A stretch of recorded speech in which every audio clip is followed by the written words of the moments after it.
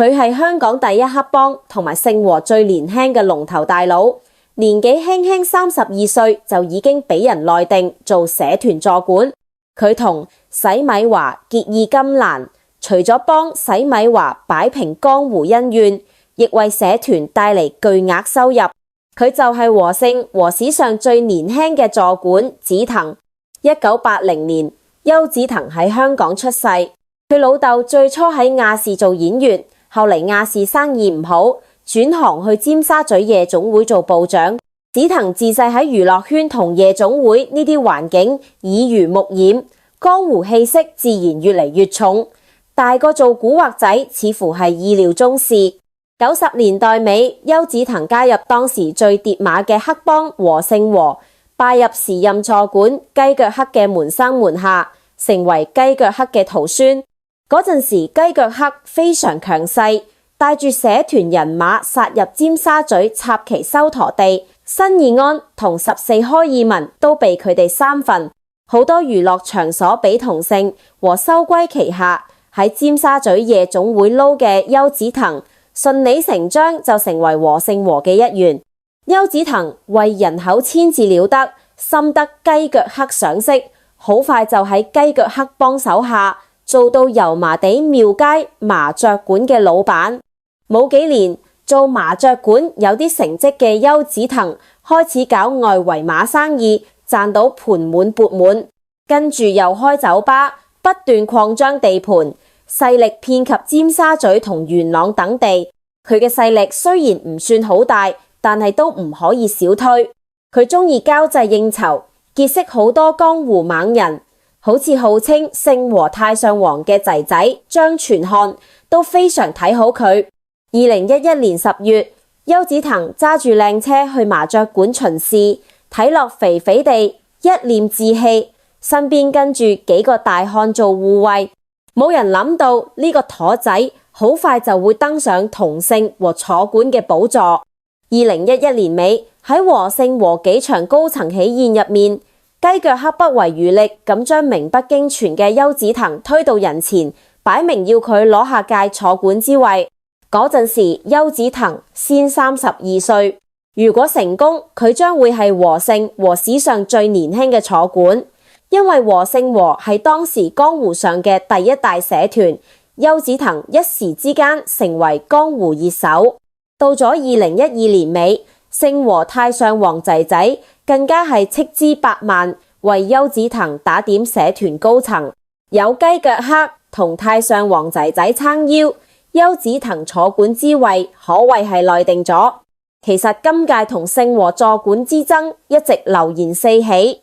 荃灣澤喺背後撐大飛，推舉一時好猛嘅佐敦之虎英傑參選，不過英傑因為太高調，俾警方長期盯住。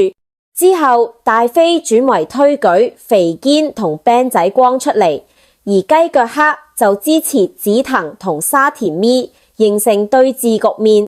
紫藤主要做外圍同樓上酒吧，勢力範圍喺尖沙咀同埋元朗，佢有元朗同姓和太上皇仔仔嘅資金力撐，加上雞腳黑將佢安排喺廟街麻雀館做老闆，最終成功上位。另一位對手沙田咪曾經去新西蘭留學，返嚟之後同上屆坐館薯仔喺澳門做疊馬仔，佢喺九龍區專收印巴籍人士做手下，組成印巴兵團。除咗做睇場同收保護費，佢經常喺廟街麻雀館出入，又喺九龍同新界開餐館，仲染指骨灰生意。至於大飛撐嘅肥堅同病仔光，Ben仔光已經60幾歲，但後生嘅時候曾經係幫內金牌打手，購賣白粉為生，活躍喺深水埗。Ben仔光雖然冇錢冇人，但早年為社團做咗好多嘢。後嚟因為殺警，俾人判監29年。佢出獄冇幾年，係前輩級人物。大飛撐佢，主要係俾個安慰獎佢，同時想用佢嘅輩分嚟撐住新人肥堅。其實肥堅嘅直屬大佬慶兒一直想喺元朗上位，佢同元朗仔仔一直唔妥。仔仔自從江湖飯局之後，一直俾警方盯住。慶兒於是用錢收買大飛，叫佢捧肥堅出嚟，同仔仔喺後面撐腰嘅雞腳黑分庭抗禮。肥堅上任之後，急住擺英雄宴揚名，決定去深圳搞酒席，但係當晚全部俾人拘留扣查，人數多達200人。不過自此之後，同姓和4個坐館表面上楚河漢界，平分天下，實際上只係大飛同雞腳黑之間嘅角力。所以好多真正有分量嘅大佬級人馬根本唔認同呢4個坐館，坐館之位早已經名存實亡。點解超級大佬雞腳黑同仔仔要為名不經傳嘅邱子騰鋪路？要知道，想做黑幫坐館，除咗有實力，仲要有資歷。資歷就要為社團做出巨大貢獻，單靠經營麻雀館搞外圍馬係遠遠唔夠嘅。原來邱子騰同新義安嘅細 B 陳孝廉、澳門14開爾文嘅洗米華3個人係蕭王子嘅結拜兄弟。洗米華依家雖然已經被捕，但係早年喺澳門嘅事業同人脈有幾勁就唔使多講。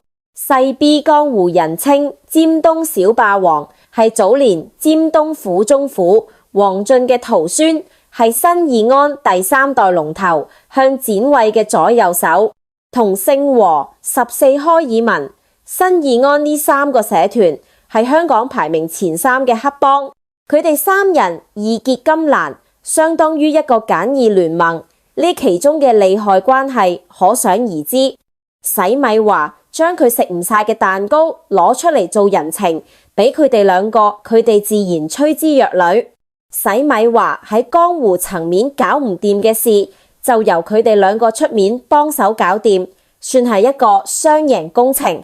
換言之，邱子騰同洗米華、細 B 呢個鐵三角關係可以為和姓和社團帶嚟巨大價值，咁就唔難解釋點解雞腳黑同仔仔會俾咁大力支持佢。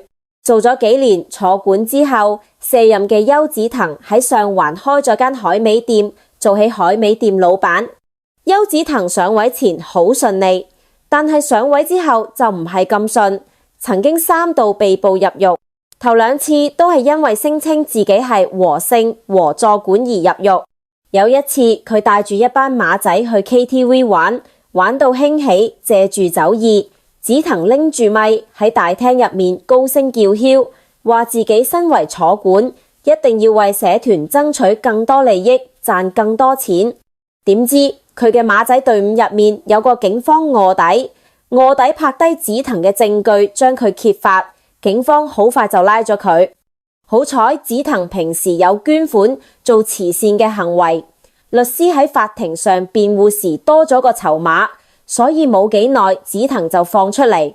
其實社團頭目做慈善唔係話佢哋有幾善心，而係可以當係一種自我欺騙嘅救贖。最後一次入獄係因為修圖搞入會儀式而被捕。